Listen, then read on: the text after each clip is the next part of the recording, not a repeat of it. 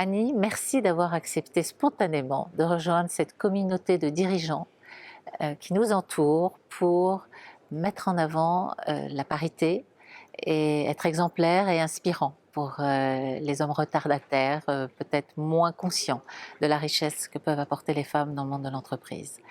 Donc vous avez, vous, chez Nokia, eu un rôle très important où vous avez cofondé le département consulting pour ensuite avoir une expérience entrepreneuriale où là, vous avez dirigé et créé la partie mobile. Et puis, piqué par le virus de l'entrepreneuriat, vous voici dans la station F avec une start-up qui s'appelle eContact. Alors d'abord, qu'est-ce que eContact et parlez-nous plus précisément de la station F. Il vous est peut-être déjà arrivé, que ce soit dans un festival, un concert, un café ou un aéroport, de croiser le regard de quelqu'un, d'échanger quelques sourires, de sentir qu'un courant passe. Vous étiez peut-être attiré par cette personne ou simplement amusé si vous avez échangé quelques mots avec cette personne. Bref, vous avez eu un coup de cœur pour cette personne, mais la plupart du temps, les chemins se séparent sans échanger de coordonnées. iContact est une application qui vous permet, à vous et cette personne, de vous reconnecter sans avoir à créer de profil personnel avec des informations d'identité personnelle, sans avoir à fournir de photos et sans avoir à poster d'annonces. Donc c'est lancé en 11 langues.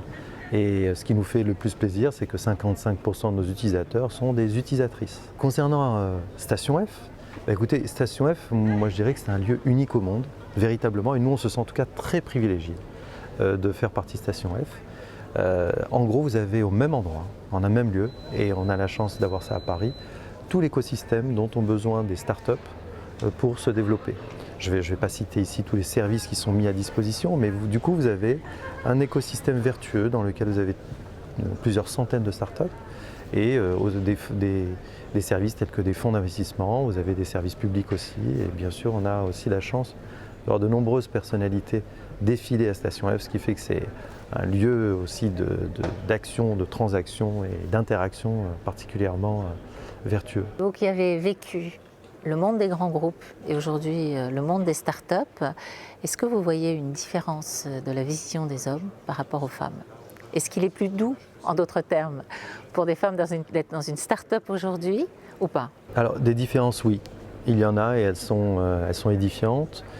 Moi je peux vous parler de mon expérience dans les grandes entreprises. Moi ce que j'ai vécu dans les grandes entreprises, c'était typiquement des réunions ou des équipes dans lesquelles vous aviez parfois 80-90% d'hommes et on trouvait ça quasiment normal, hein, jusqu'au moment où c'est quasi instinctif, votre éducation prend le relais, votre instinct prend le relais, votre envie de faire les choses différemment prend le relais aussi, et puis vous tendez vers plus de mixité, plus de parité. En tout cas, moi j'ai eu la chance, j'ai eu le privilège de diriger des organisations où il y avait un équilibre homme-femme, un équilibre d'ailleurs général, que ce soit culturel, que ce soit un équilibre aussi, une variété même générationnelle.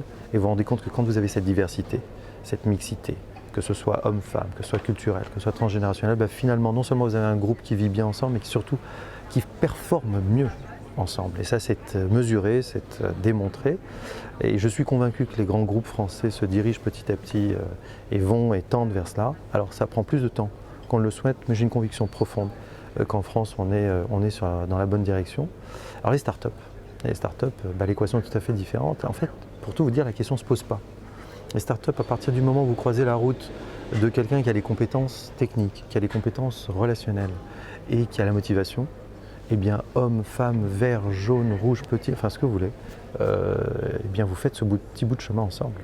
Et c'est d'ailleurs peut-être la raison pour laquelle vous voyez une bonne mixité, une bonne parité globalement dans l'environnement des startups, même s'il y a encore largement de quoi progresser dans ce domaine-là. Annie, je vous remercie pour votre témoignage édifiant et passionnant. Est-ce qu'il y a un sujet que vous aimeriez exprimer en conclusion de notre entretien? Contribuer à inciter les gens à lever un peu plus souvent les yeux du smartphone. On ne va pas s'en défaire parce que ce sont des outils particulièrement efficaces et performants, mais lever un peu plus souvent les yeux du smartphone, on se rend compte que c'est bénéfique à plus d'un titre. Et notamment, quand vous levez les yeux du smartphone, vous reconnectez au monde alentour, vous reconnectez aux autres. Et j'aime à penser que plus le regard se croise, peut-être qu'il y aura un peu plus de bienveillance les uns vis-à-vis des autres. Et que les relations seront un peu plus douce, on va dire, à une époque qui en a bien besoin. Donc en d'autres termes, une application digitale va nous permettre de nous reconnecter à la réalité. Formidable.